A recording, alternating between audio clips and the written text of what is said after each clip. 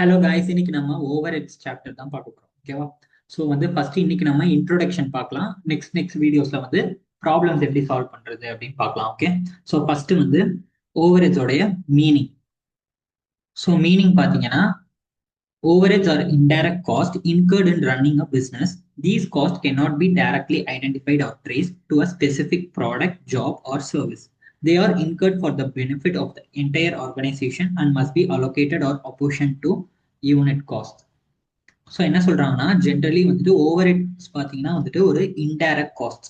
So indirect காஸ்ட்னா என்னது? நமக்கு டைரக்டா நமக்கு அந்த காஸ்ட் இன்கர் ஆகாம இன்டைரக்டா அது ப்ராடக்டோட ரிலேட் ஆயிருக்கும். ஃபார் எக்ஸாம்பிள், இப்போ நம்ம நம்மளுடைய ஃபேக்டரிக்கு ரெண்ட் கொடுக்குறோம். ஓகேவா? ஸோ அந்த ஃபேக்டரியில நம்ம சாக்லேட்ஸ் மேனுஃபேக்சர் பண்றோம். ஸோ இப்போ நம்ம இந்த ரெண்ட் பே பண்றதுக்கும் அந்த சாக்லேட்டுக்கும் ஏதாவது சம்மந்தம் இருக்கா? ஐ மீன் டைரக்ட் ரிலேஷன்ஷிப் இருக்கா? இல்லை. ஸோ டைரக்டா ரிலேஷன்ஷிப் இல்லை. ஆனா அந்த ரெண்ட் கொடுக்காம நம்ம அந்த இடத்துல அந்த சாக்லேட்ஸை மேனுஃபேக்சர் பண்ண முடியுமா? முடியாது. ஸோ ஆனா இது இன்டைரக்டா ரிலேட் ஆயிருக்கு, பட் டைரக்டா ரிலேட் ஆகல. கரெக்டா? ஸோ அது அந்த மாதிரி காஸ்ட் எல்லாமே நம்ம என்ன சொல்றோம்? ஓவர் ஹெட்ஸ் அப்படின்னு சொல்றோம். ஓகே. ஸோ அதுதான் மெயினா இதோட meaning. It cannot be directly identified or traced. So டைரக்டா நம்மளால ஐடென்டிஃபை பண்ண முடியாது, டைரக்டா நம்மளால ட்ரேஸ் பண்ண முடியாது, பட் இன்டைரக்டா அது அந்த ப்ராடக்டோட ரிலேட் ஆயிருக்கும். And it must be allocated or apportion to cost units. ஒரு யூனிட்டோட காஸ்ட்லையும் நம்ம இதை என்ன பண்ணுவோம்னா அலோகேட் பண்ணுவோம். ஸோ அது எப்படின்றது நம்ம ஃபியூச்சர்ல பார்க்கலாம். ஓகே. ஸோ இங்க பாத்தீங்கன்னா இப்போ நமக்கு டெஃபனிஷன் கொடுத்துருக்காங்க. Definition according to CIMA, according to Weldon and according to Blocker and Weltmer. So இவங்க மூணு பேருமே டெஃபனிஷன்ஸ் கொடுத்துருக்காங்க. உங்களுக்கு எது கம்ஃபர்டபுளா இருக்கும், நீங்க அதை படிச்சுக்கலாம் ஃபார் எக்ஸாம் பர்பஸ். ஓகேவா? அடுத்தது பாத்தீங்கன்னா classification of overhead cost. So overhead cost எப்படி நம்ம கிளாசிஃபை பண்றது அப்படின்னு பார்க்கலாம். So classification of overhead cost means grouping indirect cost into different categories. So நம்மளோட இன்டைரக்ட் காஸ்ட் நிறைய இன்டைரக்ட் காஸ்ட் இருக்கு. ஓகேவா? ஸோ அதை ஒரு கேட்டகரியா ஃபர்ஸ்ட் நம்ம குரூப் பண்ணணும், கிளாசிஃபை பண்ணணும். Okay. So different categories based on their common characteristics or functions. So அதோடைய ஃபங்க்ஷன் அது எந்த மாதிரியான ஃபங்க்ஷன்ல இன்கர் ஆயிருக்கு, அதோட கேரக்டரிஸ்டிக் எப்படி இருக்கு அப்படின்றத பொறுத்து நம்ம அதை டிஃப்ரெண்ட் குரூப்ஸ்ல நம்ம கிளாசிஃபை பண்ணுவோம். This helps business to identify, control and allocate over head cost accurately. So இதனால என்ன ஆகுதுன்னா, அந்தந்த இன்டைரக்ட் காஸ்ட் அந்தந்த குரூப்போட அலோகேட் பண்ணிடலாம் நம்ம ஈஸியா. ஸோ அதனால நம்மளால accurate financial reporting accurate cost reporting or financial reporting பண்ண முடியும். கரெக்டான அமௌண்ட் அலோகேட் பண்ண முடியும். ஓகேவா? ஸோ ஸ்டெப்ஸ் என்ன மாதிரியான ஸ்டெப்ஸ் இருக்குன்னு பாருங்க. There are 2 steps. ஒன்னு ஐடென்டிஃபிகேஷன் ஆஃப் குரூப்ஸ். அந்த முதல்ல எந்தெந்த காஸ்ட் குரூப் இருக்கு அப்படின்றத நம்ம கண்டுபிடிக்கணும். அந்த குரூப்ல தான் அந்த ஓவர் ஹெட்டை அலோகேட் பண்ண முடியும். First, decide the different categories of groups in which overheads will be classified. So first பாத்தீங்கன்னா நம்ம குரூப்ஸை ஐடென்டிஃபை பண்ணணும். அதுதான் identification of group. For example பாத்தீங்கன்னா தெர் ஆர் மேஜரா பாத்தீங்கன்னா 5 குரூப்ஸ் இருக்கு. ஒன்னு பாத்தீங்கன்னா manufacturing overhead, administration overhead, selling overhead, distribution overhead and research and development overhead. So first பாத்தீங்கன்னா மேனுஃபேக்சரிங். ஓகே, நான் ஒரு ஓவர்ஹெட்டும் நான் ஃபியூச்சர்ல டீடைலா எக்ஸ்பிளைன் பண்றோம். ஓகேவா? இப்போ அடுத்த ப்ராசஸ். அடுத்தது பாத்தீங்கன்னா கிளாசிபிகேஷன் ஆஃப் ஓவர்ஹெட்ஸ். ஸோ இப்போ நம்ம கிளாசிஃபை பண்ணணும். ஒரு காஸ்ட்டும் எந்தெந்த குரூப் குள்ள போகுது அப்படின்றத கிளாசிஃபை பண்ணணும். Next, place each overhead expense into appropriate group. So ஒரு overhead expenseயும் அதோட appropriate groupல நம்ம கொண்டு போறோம். ஃபார் எக்ஸாம்பிள்ஸ் பாருங்க. ஃபேக்டரி எலக்ட்ரிசிட்டி பாத்தீங்கன்னா எதுக்குள்ள போகும்? Manufacturing overhead. ஸோ எப்படி நம்ம அதை கண்டுபிடிக்கிறது அப்படின்றது நமக்கு ஃபியூச்சர்ல சம்ஸ் போடும் போது நான் சைட் பை சைட் எக்ஸ்பிளைன் பண்றேன். ஓகேவா? So for example manufacturing overhead பாத்தீங்கன்னா ஃபுல்லா ப்ரொடக்ஷன் ரிலேட்டட், அந்த ஃபேக்டரி ரிலேட்டடா இருக்கக்கூடிய எல்லா ஓவர்ஹெட்ஸுமே இந்த மேனுஃபேக்சரிங் ஹெட்டுக்குள்ளதான் போகும். ஸோ ஃபார் எக்ஸாம்பிள் ஃபேக்டரியில அங்க ஒர்க் பண்றக்கூடிய எம்ப்ளாயிஸ்க்கு வேஜஸ் கொடுத்தாலும் அதுவுமே மேனுஃபேக்சரிங் ஓவர்ஹெட்குள்ள போகும். இன்டைரக்ட் வேஜஸ் ஏதாவது கொடுக்குறோம் அப்படின்னா, அதே மாதிரி இன்டைரக்ட் மெட்டீரியல்ஸ் ஏதாவது நம்ம ஃபேக்டரிஸ்ல யூஸ் பண்றோம் அப்படின்னா அதுவும் மேனுஃபேக்சரிங் ஓவர்ஹெட்ல போகும். அதே மாதிரி ஃபேக்டரி எலக்ட்ரிசிட்டி இங்க எக்ஸாம்பிள்ல இருக்கு. நம்ம ஃபேக்டரி எலக்ட்ரிசிட்டியும் மேனுஃபேக்சரிங் ஓவர்ஹெட்ஸ்ல போகும். ஓகேவா? அடுத்தது பாத்தீங்கன்னா office rent. So office rent பாத்தீங்கன்னா அட்மினிஸ்ட்ரேஷன் ஓவர்ஹெட். ஸோ ஆஃபீஸ் ரிலேட்டடா இருக்கக்கூடிய எல்லாமே, அட்மினிஸ்ட்ரேஷன் பர்பஸ் இருக்கக்கூடிய எல்லாமே அட்மினிஸ்ட்ரேஷன் ஓவர்ஹெட்ல போகும். ஃபார் எக்ஸாம்பிள் ஆஃபீஸ் ரெண்ட், ஆஃபீஸ்ல இருக்கக்கூடிய எம்ப்ளாயிஸ்க்கு நம்ம சேலரிஸ் பே பண்ணுவோம், மந்த்லி சேலரிஸ், அது அட்மினிஸ்ட்ரேஷன் ஓவர்ஹெட்ஸ்ல போகும். ஸ்டேஷனரி எக்ஸ்பென்சஸ் இருந்ததுன்னா அதுவுமே அட்மினிஸ்ட்ரேஷன் எக்ஸ்பென்ஸ்ல போகும். ஸோ அட்மினிஸ்ட்ரேஷன் ரிலேட்டடா இருக்கக்கூடிய அந்த ஆஃபீஸ் ரிலேட்டடா இருக்கக்கூடிய எல்லாமே வந்து அட்மினிஸ்ட்ரேஷன் ஓவர்ஹெட்ஸ்க்கு போகும். அடுத்தது பாத்தீங்கன்னா சேல்ஸ்மேன் சேலரி வந்து செல்லிங் ஓவர்ஹெட்ஸ். ஸோ செல்லிங் வந்துட்டு செல்லிங் ஓவர்ஹெட் இருக்கு, டிஸ்ட்ரிபியூஷன் ஓவர்ஹெட் இருக்கு. செல்லிங் ஓவர்ஹெட்ஸ்ல வந்துட்டு இந்த மார்க்கெட்டிங் எக்ஸ்பென்சஸ், அட்வர்டைஸ்மெண்ட், அப்புறம் சேல்ஸ்மேனுக்கு கொடுக்கக்கூடிய கமிஷன், சேலரிஸ், இது எல்லாமே வந்துட்டு செல்லிங் ஓவர்ஹெட்ஸ்ல போகும். ஓகேவா? அடுத்தது வந்து பாத்தீங்கன்னா இதுதான் வந்து இது கிளாசிபிகேஷன் ஆஃப் ஓவர்ஹெட் காஸ்ட். அடுத்தது பாத்தீங்கன்னா நமக்கு இதை ஃபங்க்ஷன் வைஸ் பிரிப்பாங்க. ஸோ இப்போ நம்ம பார்த்தோம் இல்லையா, ஒரு ஒரு ஃபங்க்ஷன், அதாவது ஒரு ஒரு இது manufacturing function, selling function, distribution function, அந்த மாதிரி ஒரு ஒரு ஃபங்க்ஷனுக்கும் நம்ம வந்து ஃபங்க்ஷன் வைஸ் வந்து அதை பிரிப்போம். Function wise classification means classifying overheads according to major activities. So அதோடைய மேஜர் ஆக்டிவிட்டியை பொறுத்து, அதோடைய ஃபங்க்ஷனை பொறுத்து நம்ம வந்துட்டு அதை கிளாசிஃபை பண்ணுவோம். There are 5 major groups. நான் முன்னாடி சொன்ன மாதிரி ஃபர்ஸ்ட் வந்து மேனுஃபேக்சரிங் ஓவர்ஹெட். மேனுஃபேக்சரிங் ஓவர்ஹெட் வந்துட்டு ஃபேக்டரி ஓவர்ஹெட்னு சொல்லலாம். ரெண்டு பேர் இருக்கு, மேனுஃபேக்சரிங் ஓவர்ஹெட்னு சொல்லலாம், இல்ல ஃபேக்டரி ஓவர்ஹெட்னு சொல்லலாம். These are indirect cost incurred in the production process. For example, you are producing chocolate. ஓகேவா? சாக்லேட் வந்து மேனுஃபேக்சர் பண்றீங்க. அப்போ அந்த அந்த மேனுஃபேக்சர் பண்ற இடத்துல அந்த சாக்லேட் ஃபேக்டரியில நடக்கக்கூடிய இன்டைரக்ட் எக்ஸ்பென்ஸ் எல்லாமே வந்து நமக்கு மேனுஃபேக்சரிங் ஓவர்ஹெட்ல போகும். ஃபார் எக்ஸாம்பிள், ஃபேக்டரிக்கு நம்ம ரெண்ட் கொடுக்கணும், அதுவும் நமக்கு மேனுஃபேக்சரிங் ஓவர்ஹெட். ஃபேக்டரிக்கு எலக்ட்ரிசிட்டி, அந்த பில் பே பண்ணணும். Indirect materials like lubricants, cotton waste. So அந்த மாதிரி சாக்லேட்டுக்கு தேவையான டைரக்ட் மெட்டீரியல்ஸ் நிறைய இருக்கு. டைரக்ட் மெட்டீரியல்ஸ்னு பார்த்தோம்னா சுகர், அதுல ஆட் பண்ணக்கூடிய இன்கிரீடியன்ஸ், அந்த சாக்கோ பவுடர், அதெல்லாம் வந்துட்டு டைரக்ட் மெட்டீரியல்ஸ் போயிடும். இன்டைரக்டா நம்ம ஏதாவது ஆட் பண்றோம் அப்படின்னா அது வந்துட்டு லைக் வந்துட்டு நம்ம லூப்ரிகன்ஸ், காட்டன் வேஸ்ட், அந்த மாதிரி ஏதாவது நம்ம இன்டைரக்ட் மெட்டீரியல்ஸ் அது ஃபேக்டரியில இருக்கும். ஸோ அந்த மாதிரி நம்ம ஏதாவது ஆட் பண்ணோம்னா அது மட்டும்தான் நமக்கு வந்து ஓவர்ஹெட்ஸ் கேட்டகரியில வரும். ஸோ அதுலயும் அது வந்து மேனுஃபேக்சரிங் ஹெட் கீழே வரும். ஐ மீன் இது வந்து ஃபேக்டரியில யூஸ் பண்ணலாம். நெக்ஸ்ட் வந்து இன்டைரக்ட் லேபர். அங்க இருக்கக்கூடிய சூப்பர்வைசருக்கு வந்து சேலரி ஏதாவது கொடுக்குறோம் அந்த ஃபேக்டரி சூப்பர்வைசருக்கு அப்படின்னா அது வந்துட்டு இன்டைரக்ட் லேபர்ல வரும். தென் ஃபேக்டரியோட டெப்ரிசியேஷன், அந்த ஃபேக்டரி பில்டிங்கோட டெப்ரிசியேஷன், அங்க இருக்கக்கூடிய அந்த மிஷினரிஸோட டெப்ரிசியேஷன், இதெல்லாமே வந்துட்டு நமக்கு இன்டைரக்ட் எக்ஸ்பென்ஸ் தான். தென் அடுத்தது வந்து அட்மினிஸ்ட்ரேஷன் ஓவர்ஹெட். அட்மினிஸ்ட்ரேஷன் ஓவர்ஹெட் நம்ம முன்னாடி சொன்னல, ஆஃபீஸ் ரிலேட்டடா இருக்கக்கூடிய எல்லாமே வந்து அட்மினிஸ்ட்ரேஷன் ஓவர்ஹெட்ஸ்ல வரும். So these cost are incurred for managing and controlling the business. So factory வந்து டிஃப்ரெண்ட் இடத்துல இருக்கும். ஃபேக்டரியில தான் வந்து ப்ரொடக்ஷன் நடக்கும். கரெக்டா? அந்த சாக்லேட்டோட ப்ரொடக்ஷன் நடக்கும். பட் ஆனா இதோட அட்மினிஸ்ட்ரேஷன் ஹெட் ஆஃபீஸ் வந்து டிஃப்ரெண்ட் பிளேஸ்ல இருக்கும். கரெக்டா? ஹெட் ஆஃபீஸ் வந்து வேற இடத்துல இருக்கும். இந்த இடத்துல வந்துட்டு எல்லா பேப்பர் ஒர்க்ஸ் அது இதுன்ட்டு எல்லாமே நடக்கும் இந்த இடத்துல வந்து. ஸோ அந்த மாதிரி இந்த இடத்துல வந்துட்டு இந்த பிசினஸை மேனேஜ் பண்றதா இருக்கட்டும், அந்த கண்ட்ரோல் பண்றதா இருக்கட்டும், எல்லாமே வந்து நமக்கு வந்து இங்கதான் நடக்கும். ஸோ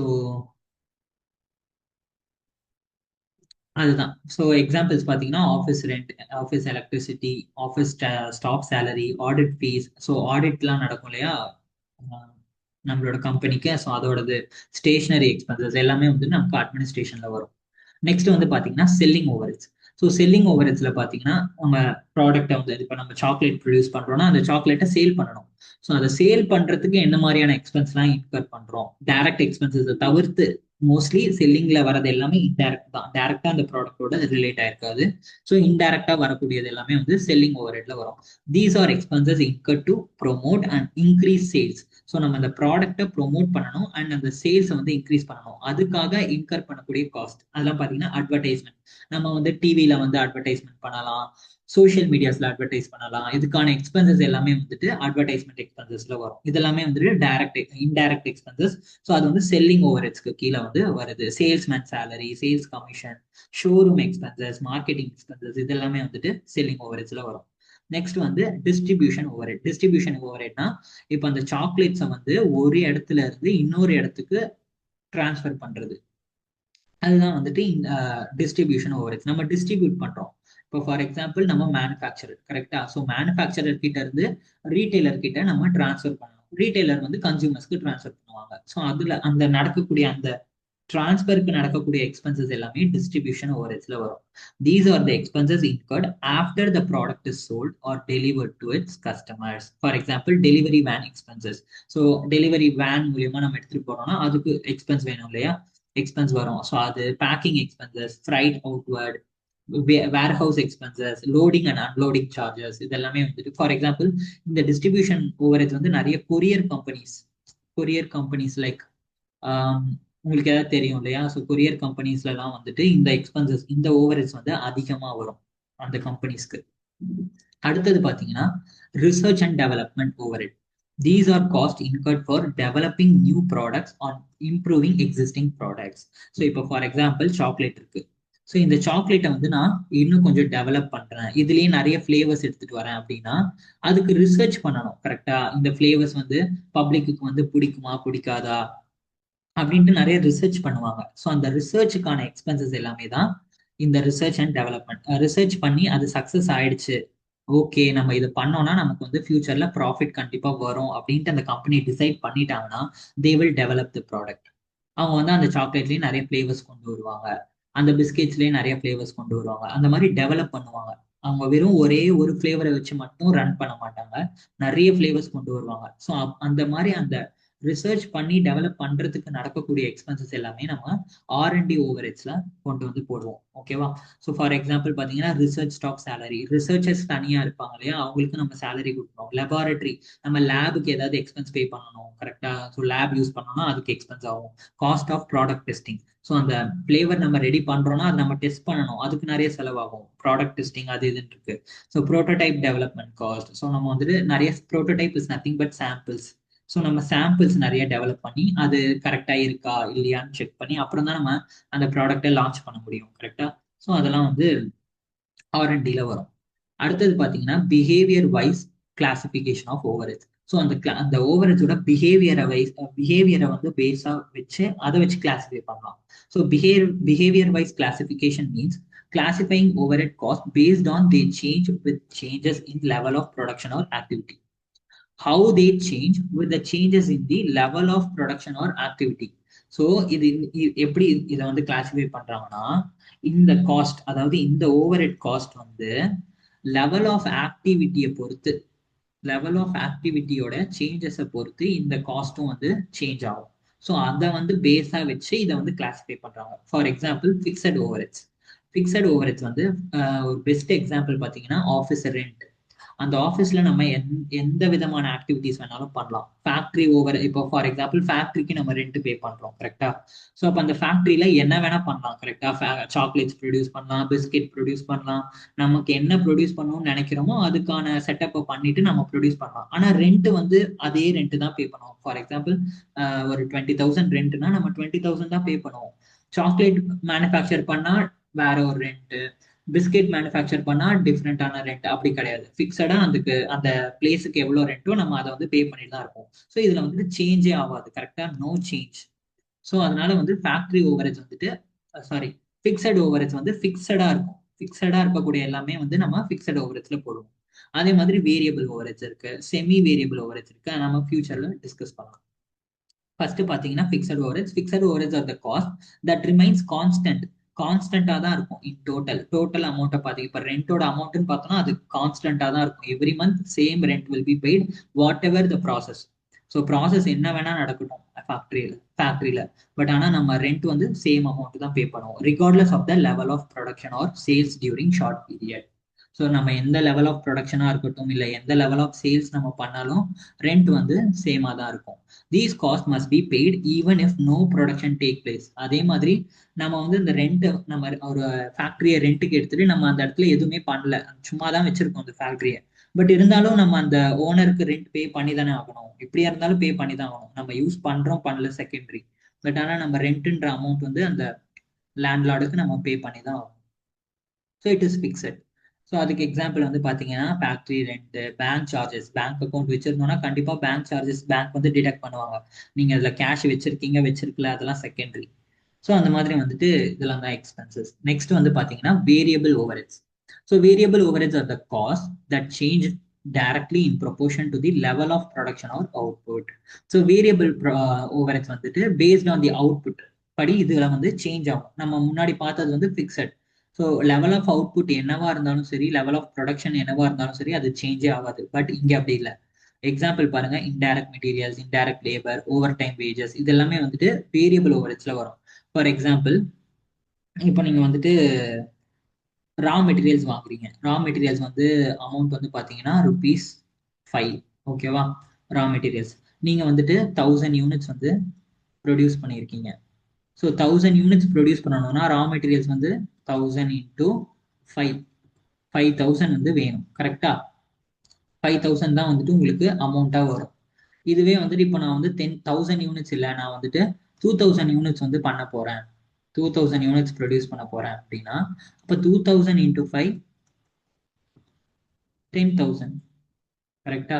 அப்போ இங்க வந்துட்டு என்ன ஆகுது, அமௌண்ட் வந்து இன்க்ரீஸ் ஆகுது. 5000ல இருந்து 10,000 ஆகுது. Based on the output. நீ 1000 பண்ணினா உனக்கு 5000 அமௌண்ட், 2000 பண்ணினா உனக்கு 10,000 amount. Based on the output வந்து அமௌண்ட் வந்து மாறிட்டே இருக்கும். ஸோ அந்த மாதிரி இருக்கக்கூடியது எல்லாமே வேரியபிள் ஓவர் ஹெட்ஸ். ஓகேவா? அடுத்தது வந்து பாத்தீங்கன்னா செமி வேரியபிள். செமி வேரியபிள்னு சொல்லலாம், இல்ல செமி ஃபிக்ஸ்டுன்னு சொல்லலாம். ஓகேவா? ஸோ இதுல வந்து பாத்தீங்கன்னா semi variable overheads contains both fixed and variable elements. இதுல வந்து ஃபிக்ஸடும் இருக்கும் பிளஸ் வேரியபிளும் இருக்கும், ரெண்டுமே இருக்கும். They remain fixed up to a certain level of production. After that they increase when the production increases. So best example வந்து பாத்தீங்கன்னா நமக்கு வந்து இந்த டெலிஃபோன் எக்ஸ்பென்சஸ். ஸோ அவங்க வந்து லைக் இந்த அந்த டெலிகம்யூனிகேஷன்ல வந்து சொல்லுவாங்க இந்த சர்வீஸ் ப்ரொவைடர், நீங்க வந்துட்டு ஃபார் எக்ஸாம்பிள் 30 டேஸ்க்கு வந்து உங்களுக்கு ஃப்ரீ. ஓகேவா? 30 டேஸ்க்கு உங்களுக்கு free or certain amount, for example 500. 30 டேஸ்க்கு அதுக்கு மேல நீங்க வந்துட்டு யூஸ் பண்றீங்க, அதுக்கு மேல நீங்க வந்து அடிஷ்னலா ஏதாவது சர்வீஸ் நீங்க இது பண்றீங்கன்னா உங்களுக்கு வந்து பேஸ்ட் ஆன் தட் வந்து அமௌண்ட் வந்து இன்க்ரீஸ் ஆகும். ஃபார் எக்ஸாம்பிள் 10ஓ இல்லை 30ஓ அந்த மாதிரி பேஸ்ட் ஆன் தட் வந்து அமௌண்ட் இன்க்ரீஸ் ஆகும். ஸோ சர்டைன் லெவல் வரைக்கும் அது வந்து ஃபிக்ஸடா இருக்கும். அதுக்கப்புறம் நம்மளோட யூசேஜை பொறுத்து அது வந்துட்டு இன்க்ரீஸ் ஆர் டிக்ரீஸ் ஆகும். ஓகேவா? ஸோ இது இந்த மாதிரி இருக்கிறது தான் வந்துட்டு நமக்கு semi variable. For example supervision. இப்போ ஒரு கம்பெனில வந்து 30 ஒர்க்கர்ஸ் இருக்காங்க. ஓகேவா? 30 ஒர்க்கர்ஸ் இருக்காங்க. அதுல 10 ஒர்க்கர்ஸ்க்கு ஒரு சூப்பர்வைசர்னு போடுறாங்க. ஓகே, 10 ஒர்க்கருக்கு ஒரு சூப்பர்வைசர். அப்போ மொத்தம் எத்தனை சூப்பர்வைசர் வேணும்? 3 சூப்பர்வைசர்ஸ் வேணும். இப்போ அந்த கம்பெனில நிறைய ஒர்க்கர்ஸ் வந்து ஹையர் பண்றாங்கன்னு வச்சுக்கோங்களேன். நிறைய ஒர்க்கர்ஸ் வந்து ஹையர் பண்றாங்கன்னா அப்போ அடிஷனல் சூப்பர்வைசர்ஸ் வேணும் இல்லையா? இப்போ வந்து 3 சூப்பர்வைசர்ஸ். ஃபார் எக்ஸாம்பிள் ஃபியூச்சர்ல 40 ஒர்க்கர்ஸ் இருக்காங்க. அப்போ 40 ஒர்க்கர்ஸ் இருந்தா 4 சூப்பர்வைசர்ஸ் வேணும். ஸோ 4 சூப்பர்வைசர்ஸ் வேணும் போது சூப்பர்வைசரோட சேலரி வந்து இந்த இடத்துல இன்க்ரீஸ் ஆகுது. முன்ன 3 சூப்பர்வைசர்ஸ்க்கு தான் பே பண்ணிட்டு இருந்தோம், இப்போ 4 சூப்பர்வைசர்ஸ்க்கு பே பண்ணணும். ஸோ அது மாதிரி வந்துட்டு இதுல பேஸ்ட் ஆன் தி ஒர்க்கர்ஸோடைய அந்த கவுண்ட் வந்து அதிகமாச்சுன்னா நம்ம வந்துட்டு சூப்பர்வைசருடைய சேலரிஸும் இன்க்ரீஸ் ஆகும். ஓகேவா? ஸோ இதுவும் ஒரு example.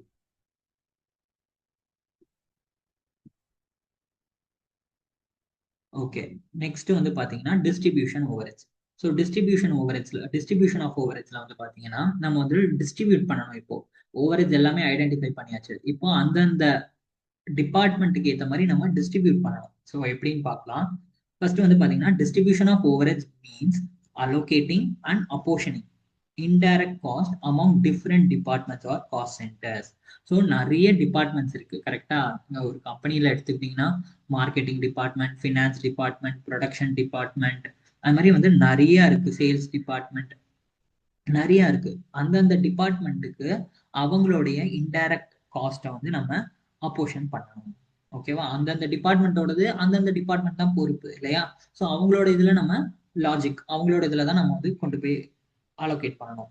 Since overheads cannot be directly charge to a product. ஏன்னா நம்ம ப்ராடக்ட்ல டைரக்டா சார்ஜ் பண்ண முடியாது. ஸோ ஃபர்ஸ்ட் நம்ம என்ன பண்ணுவோம்னா ஃபர்ஸ்ட்லி டிஸ்ட்ரிபியூட்டட் டு டிபார்ட்மெண்ட். அந்தந்த டிபார்ட்மெண்ட்டுக்கு இப்போ ஃபினான்ஸ் டிபார்ட்மெண்ட்டுக்கு இவ்வளோ இன்டைரக்ட் எக்ஸ்பென்ஸ் வந்துருக்குன்னா ஃபர்ஸ்ட் அதை ஃபினான்ஸ் டிபார்ட்மெண்ட்டுக்கு தான் அலோகேட் பண்ணணும். நெக்ஸ்ட் வந்து தென் அப்சார்ப் இன்டு ப்ராடக்ட். அதுக்கப்புறம் அது வந்து ப்ராடக்ட்ல அப்சார்ப் பண்ணணும். ஓகேவா? ஸோ டைப்ஸ் ஆஃப் டிஸ்ட்ரிபியூஷன் ஒன்று வந்து பார்த்தீங்கன்னா primary distribution, secondary distribution. First வந்து பிரைமரி டிஸ்ட்ரிபியூஷன் என்ன அப்படின்னு பார்க்கலாம். So primary distribution is the first stage of overhead distribution. It is the process of allocating and apportioning overhead costs to all departments, both production and service departments, on a suitable basis. At this stage, no distinction is made between production departments or service departments.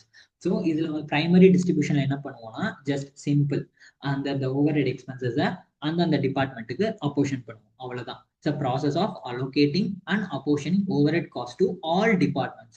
அது வந்துட்டு production டிபார்ட்மெண்ட்டாக இருந்தாலும் சரி, service டிபார்ட்மெண்ட்டாக இருந்தாலும் சரி, நம்ம வந்துட்டு எல்லா டிபார்ட்மெண்ட்டுக்கும் opposition பண்ணிடுவோம். ஆக்சுவலி கம்பெனியை பொறுத்த வரைக்கும் நிறைய டிபார்ட்மெண்ட்ஸ் இருக்குன்னு சொல்லியிருக்கேன் கரெக்டா.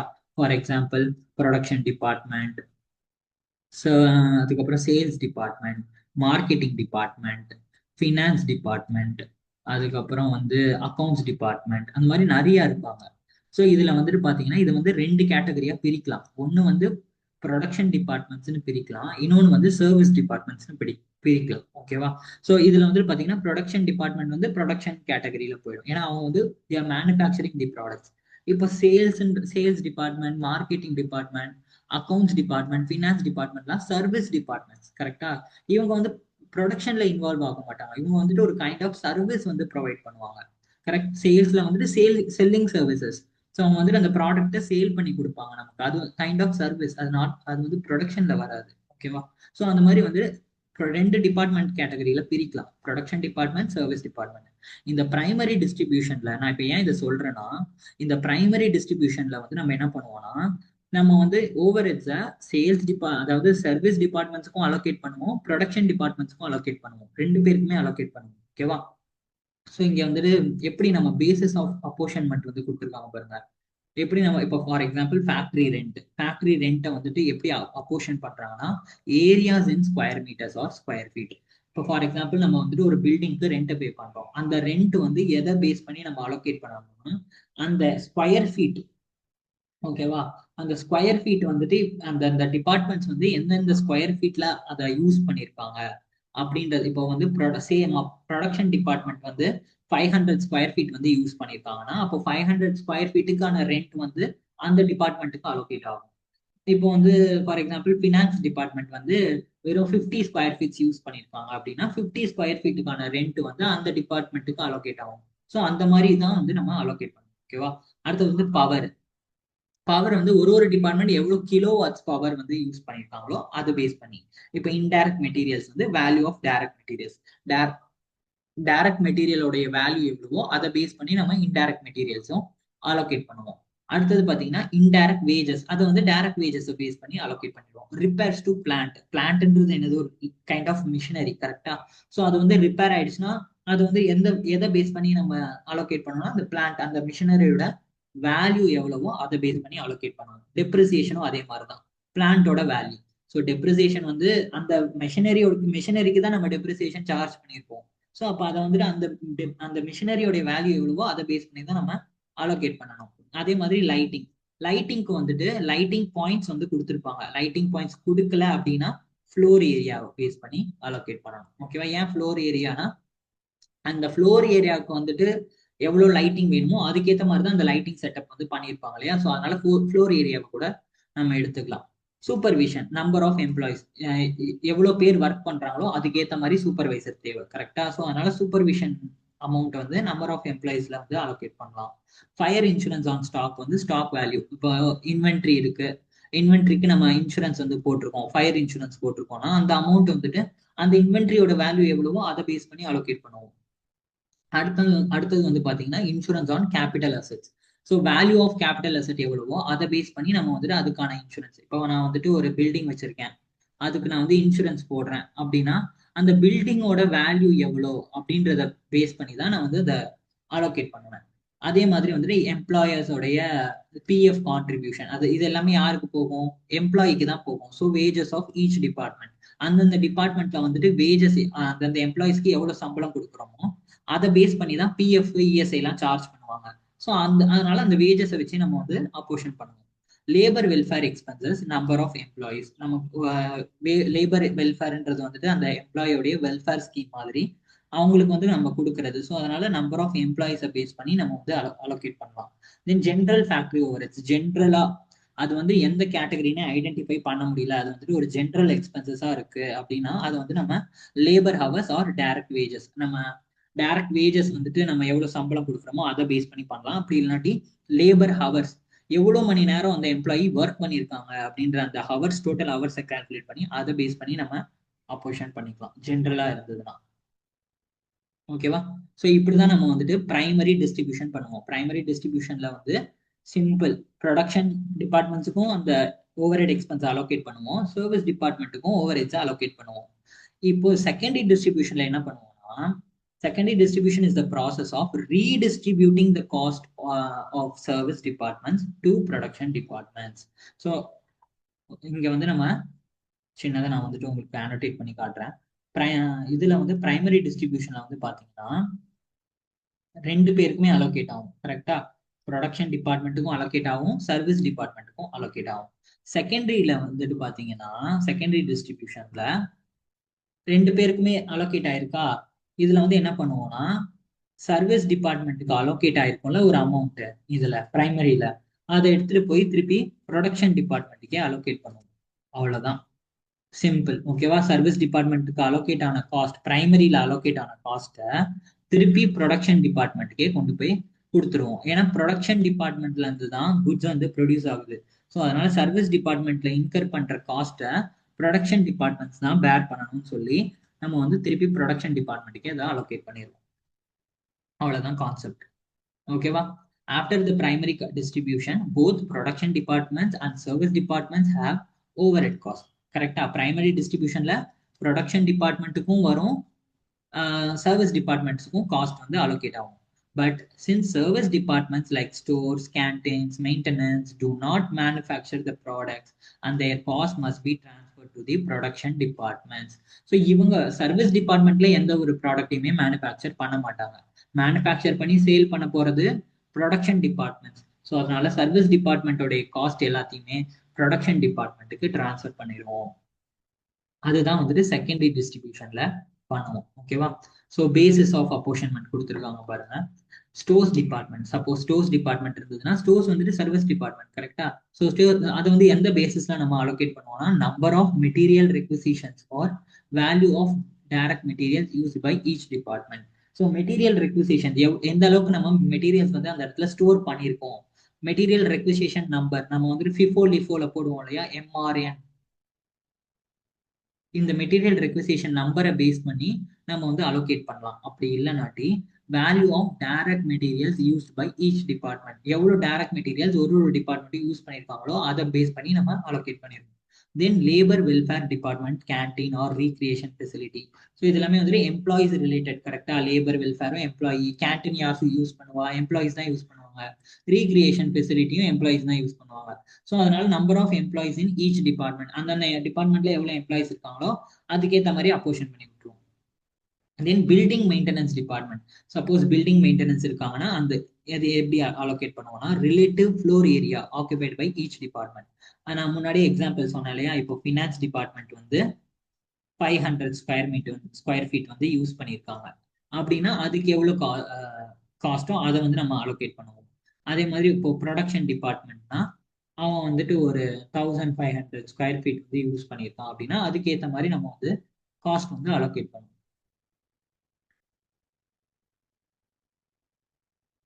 ஓகேவா? ஸோ இது வந்துட்டு அவ்வளவுதான். Internal transport service department, weight of materials transported into distance travelled.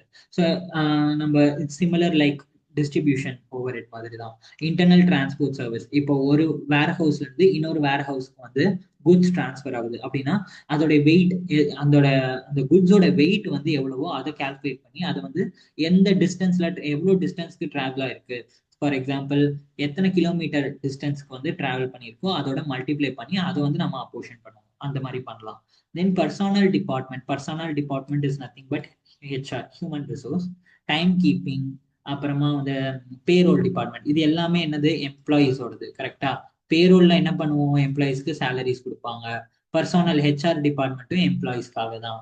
Time keeping department வந்து எம்ப்ளாயிஸோடைய அட்டெண்டன்ஸ் அண்ட் ஆப்சன்ஸை வந்து மெயின்டைன் பண்ணுவாங்க. ஸோ இது எல்லாமே வந்து எம்ப்ளாயிஸோடது. கரெக்டா? ஸோ நம்ம எம்ப்ளாயி ரிலேட்டடா பண்ணலாம். நம்பர் ஆஃப் எம்ப்ளாயிஸ் இருந்ததுன்னா அதோட அப்போர்ஷன் பண்ணலாம். அப்படி இல்லை லேபர் ஹவர்ஸ் இருக்குன்னா லேபர் ஹவர்ஸ் வச்சு அப்போர்ஷன் பண்ணலாம். அப்படி இல்லை அது வந்துட்டு ரொம்ப மிஷின் இன்டென்சிவ், டெக்னாலஜி இன்டென்சிவ் கம்பெனியா இருக்கு அப்படின்னா மிஷின் ஹவர்ஸை பேஸ் பண்ணி அப்போர்ஷன் பண்ணலாம். ஓகேவா? ஸோ அவ்வளவுதான் இந்த கான்செப்ட். நம்ம தியரிட்டிக்கலா இது எல்லாமே பார்த்துட்டோம். ஓகேவா?